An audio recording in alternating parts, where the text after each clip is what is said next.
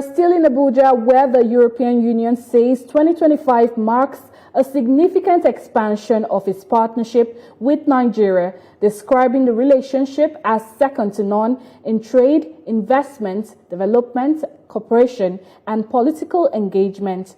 At an end-of-the-year media parley, the EU ambassador and member state envoys highlights growing cooperation across trade, security, humanitarian assistance, and renewable energy.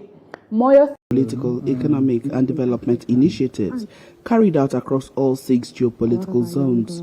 The bloc says its approach continues to focus on long-term, sustainable projects that supports reforms, expands digital skills, and drive job-creating investments.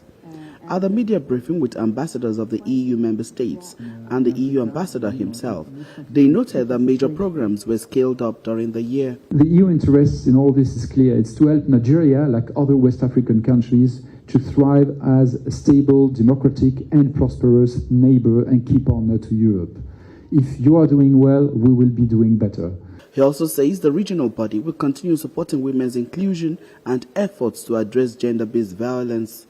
I want also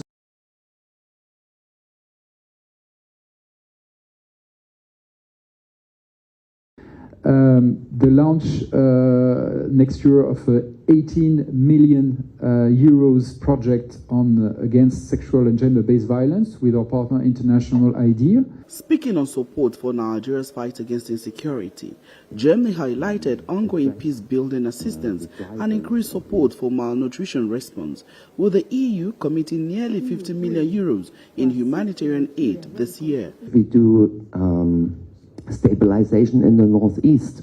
Of course, we make sure that the women are included in decision making, that there are, I don't know, solar streetlights put up to give them safety in the evening, that they are given opportunity to have a livelihood and to care for their children. And when you talk about gender-based violence, sexually gender-based violence, obviously we need to talk about how women can protect themselves.